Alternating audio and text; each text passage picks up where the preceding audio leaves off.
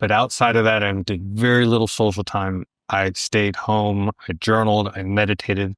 I was focusing on healing. And during that time it was a time in which I was very focused on connecting. So I was doing a lot of breath work, a lot of meditation, journaling, talking to source, whether you call it God, spirit. Sometimes I like to call it SpongeBob SquarePants, just to remind myself not to take it so seriously.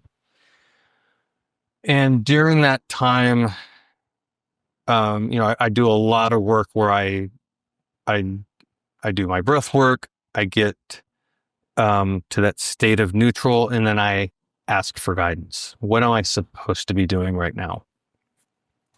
And the feedback I got in this time was to go sit on a hammock in my backyard. And it was such an interesting process because I grew up with the word lazy being a negative term. And so anytime I'd find myself sitting and resting and being lazy, there is immediately this jackhammer that's like, you got to go up and do something. You need to be productive. You're not being productive enough, right? That emotion of like, you should be sacrificing and suffering. You're not allowed to sit and enjoy. And so anytime I'd sit in that hammock and I'd get to that point where it's like, start to breathe and feel soft, all of a sudden it's like, oh, you're supposed to go do this. There's 3 things on the list that you aren't doing. This was from last week and you still haven't done it. And you feel that impetus to get up and to go do it. And I would feel almost like a hand on my chest, just pushing me back saying, no, this is where you're supposed to be. Right. That was the guidance. And you're supposed to be lazy. You know what that looks like? The voices you're talking about of you're supposed to be doing this and that. For me, it looks like you're young.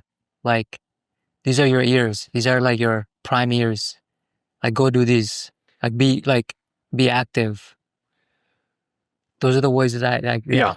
Well, and those are true. They're not involved. Yeah. Right. Like you're in your 30s. Like these are the most active years of your life. Mm-hmm.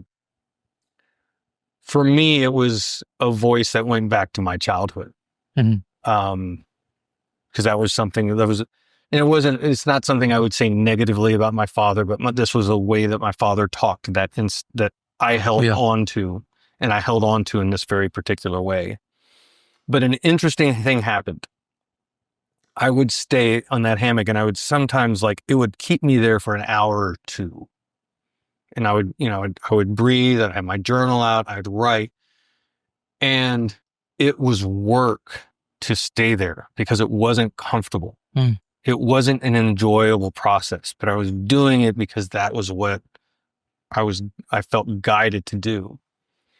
And an interesting thing happened through going through that process. And that process took months. It wasn't like every day. It wasn't, it would be days out of the week, but it felt like a year of my life was on that hammock is what it felt like. But when I would get to the point, serious, it was hard. It was not an easy thing. There's a level in which you're out in the hammock and you're enjoying it. It's like, oh, this is great. And it's like, it feels miserable. It does not feel comfortable.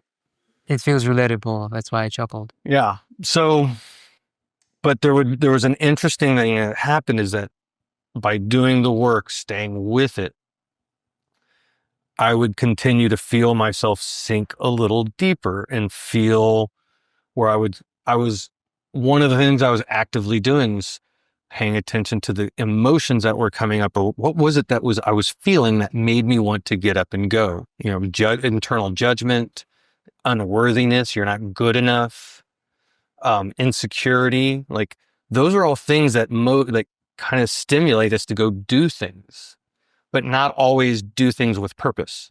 Sometimes it's busy work, busy, but not productive.